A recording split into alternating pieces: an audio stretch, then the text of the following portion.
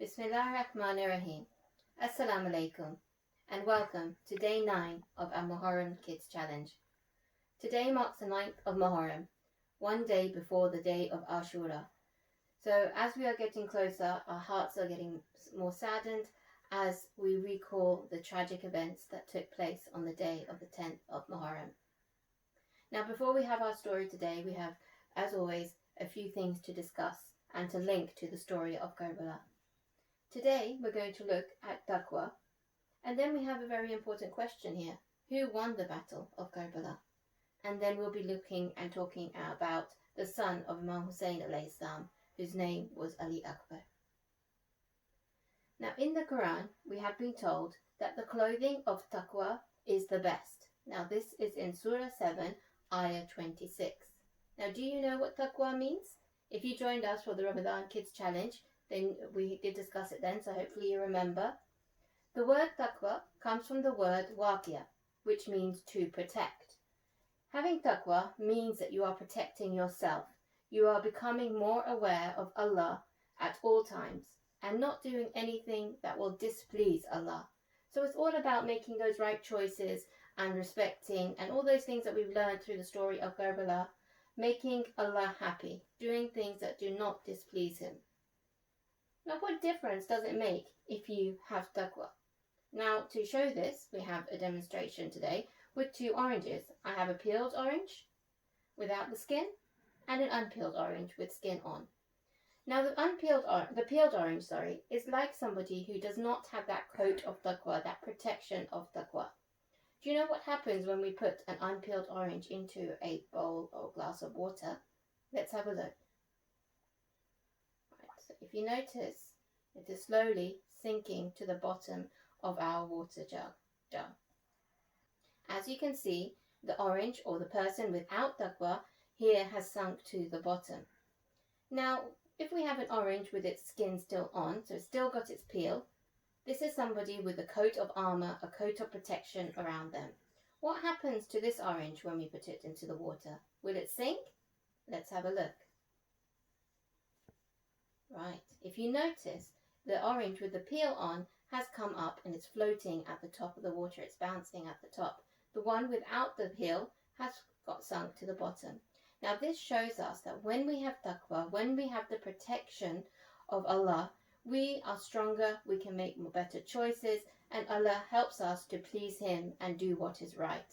So let's all have a strong taqwa so that we can be like the orange that is floating in the water. So how can we have taqwa? Well, to build our taqwa, there are many things that we can do. So here are examples. You can do good, so make sure you do the right choices. Respect your parents, be a good friend. You can remember Allah, so that's the main thing. Always think about Allah throughout your day. When you wake up in the morning, think about Allah. Pray your salah. Salah helps us, your prayers help you to remember Allah. Recite Quran. Reciting the words of Allah help you to remind Him of all the time. And remember the Imams, peace be upon them. So just like we're doing in these days, we're learning and we're thinking about Imam Hussein alayhi salam and the other 12 Imams. We should be listening and thinking about the Imams to help us have strong taqwa. And the people in Karbala, their taqwa was strong. So even though they were going through a very difficult time, they trusted Allah, and we knew in the end that they will succeed. So this leads us on to the important questions. Who were the winners in Karbala? Now you may wonder, all of the 72 men that were with Imam Hussein alayhi salam were killed on the day of Ashura. So who won the battle? Well, to answer that question, I have an image here I hope you can see. Now even in the time of the coronavirus, hundreds and thousands of people with social distancing are still attending majalises around the world and thinking and remembering our Imam Hussein alayhi salam and his families. So if you think about that, nearly 1400 years later, we are still recalling the events of Karbala. So who are the winners? It must be Imam Hussein alayhi salam, because we remember him and his family. So if anybody asks you that about the battle, or if you wonder, think about that. Today and always, the story of Imam Hussein alayhi salam will live on in our hearts, and inshallah our children and the future generations to come. That reminds us and leads us on to Imam Mehdi Ajal, who is our Imam of our time. And we are waiting for him to come. So we actually need to prepare ourselves for this Imam. When he comes, he will need our help. We are building the army of Imams to protect and help him at the time of his arrival. So inshallah, the story of Karbala, though it happened hundreds of years ago, it is thousands of years ago, it is something that's still apparent and relative to us today. We can still look at the lessons, and it reminds us that we are still fighting for Islam, to save our Islam and follow the right path. And inshallah, Allah will give us the strength and the courage to do this, inshallah. Now it's time for our story. Today is the 9th of Muharram, and we are going to remember the dear son of Imam Hussein alayhi salam. So today was the second day without water. How much could Imam Hussein alayhi salam bear? How much more would he need to sacrifice? Well, for the sake of Islam, Imam Hussein alayhi salam, our dear Imam, sacrificed the most precious thing in his life, his teenage son, his son who was around 18 years of age, Ali Akbar. Tonight, my dear friends, we're going to remember and recall the story of Ali Akbar. The day of Ashura unfolded on the land of Karbala. It was Fajr time, and Hussein called his son Ali Akbar. My son Ali Akbar, go and give the adhan. Ali Akbar went. Ali Akbar, I want to hear the voice of my grandfather. Ali Akbar, you sound so much like your great-grandfather, the Holy Prophet, peace be upon him. Ali Akbar's adhan echoed throughout the land of Karbala. Ali Akbar's adhan, last adhan, it was no ordinary adhan. It was filled with emotion. Hussein began to cry. He remembered his grandfather. Everyone prayed Fajr Salah. And then soon after, the battle began. Hussein is alone with Ali Akbar after all the others had left. Heartbroken, full of grief, so many dead in one day. How much more could Hussein take? Enough is enough. But no, my fellow Husseinis, more is still to come. The great sacrifice in history is to come. Ali Akbar, the life of Hussein, the teenage son of Hussein, the darling of Hussein, came to his father and said, Father, may I now have permission to go for jihad? Ali Akbar, imagine the scene. Put your hand on your heart and think about what's happening. A teenage son has come to his old father to get permission to die. How does the father allow his permission to die? Poor Hussein, what does he do now? How does he allow his teenage son to go? Hussein is helpless. His promise to Allah had to be honored. My son Ali Akbar, go and have permission from... You have my permission. Go and ask permission from your mother. Go and ask permission from Zainab, your auntie, who has brought you up. Go, my son. Ali Akbar took permission from his mother, Layla, and then his aunt. My son Ali Akbar, I would sacrifice 1,000 lives to save Bibi Fatima's son. Then, auntie, do not stop me. Grant me permission. No one is left to save Hussein. Let me go, auntie. Let me go. Bismillah, my son. Go ahead, Ali Akbar, go. Ali Akbar mounted his horse. Hussein was crying. Layla was crying. His aunts were crying. Fi amalina, mother. Fi amalina, father. Ali Akbar rode to the battlefield. He heard footsteps following behind. He stopped and he looked back. What did he see? His father Hussein was following him. With his hands on his back, Hussein was running behind Ali Akbar. Father, where are you going? Please, father, go back to the tent. My son Ali Akbar, I want to see you as long as I can. I will stop here, my son. But promise me you will keep looking back after every few steps.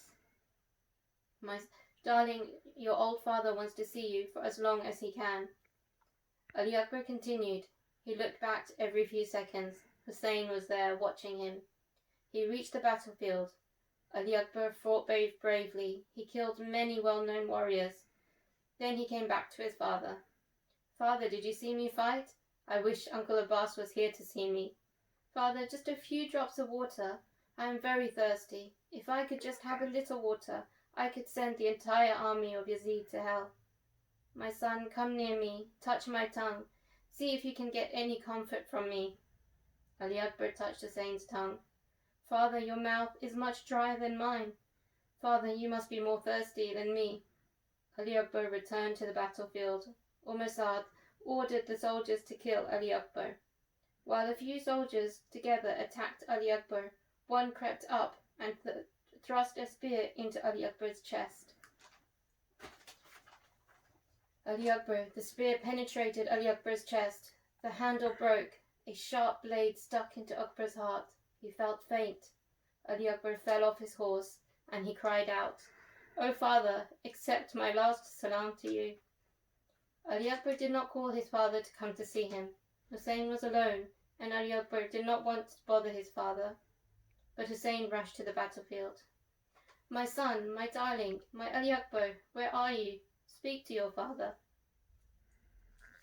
Hussein saw his son, Ali Akbar. His son was lying on the sands of Karbala, with both his hands on his chest. Ali Akbar was taking his last breaths. Poor Hussein. What shall Hussein do now? A father facing his teenage son dying. He placed Ali Akbar's head on his lap. "My son, Ali Akbar, my darling, why are you covering your chest? My son, is your chest hurting? Let me look at it." "No, father, no. Don't remove my hands from my chest. You will not be able to bear it." Hussein gently removed Ali Akbar's hands. Allahu Akbar, what did Hussein see? The blade of a spear stuck deep into Ali Akbar's chest. Ali Akbar was in a lot of pain. Hussein was alone. How does he carry Ali Akbar's body? Hussein alone did not carry Ali Akbar's body. Could not carry Ali Akbar's body. He put Ali Akbar's hands around his neck and took him back to the tents. As he reached the tents, he cried out, "Zainab, help me. Take our Ali Akbar. Inna lillahi wa inna ilayhi raji'un." We are from Allah, and to Him we will return. So, today's lesson from Karbala, and related to the session at the beginning, is to have taqwa. Protect our souls. If we protect our souls, we make the right decision, and we will always succeed. Now, today's activity. For the activity today, I would like you to make or design a shield. You could draw it or you can make it 3D to show that you are ready for the Imam of our time. So you can decorate it, you can write words on it to show how are you preparing to be ready for the Imam of our time. And now it's time for our challenge. So challenge number 9. Let's have a look at today's challenge. Today's challenge is related to the Imam of our time, and I would like you to learn 5 new facts about Imam Mahdi Ajal Farajah, and learn those facts and make sure you know and you are prepared for the Imam of our time, inshallah. Just a reminder before we finish, we will have one video for tomorrow and the 10th and the 11th, and then inshallah our last video will be on the 12th of Muharram. And please continue sending in your videos to let us know what you learnt during these sessions, and inshallah we'll play them in our session on the 12th of Muharram. And also remember, there will be prizes for those of you who have sent in their work. Thank you. Inshallah, we will see you tomorrow.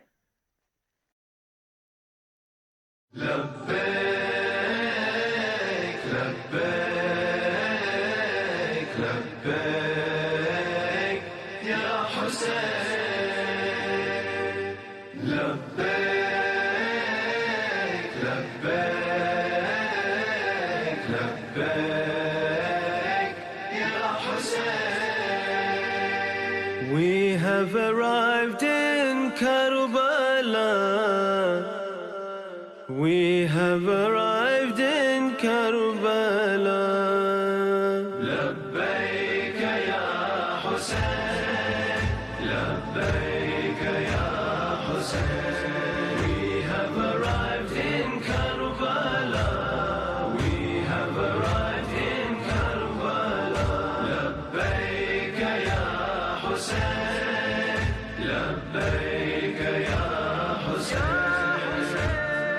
All my people I have left, from my city I have fled. Tears in my eyes, hand on chest. Oh, your place is sanctuary, in your land eternity. Heaven on earth I can perceive. For you the heavens do call. At your gate the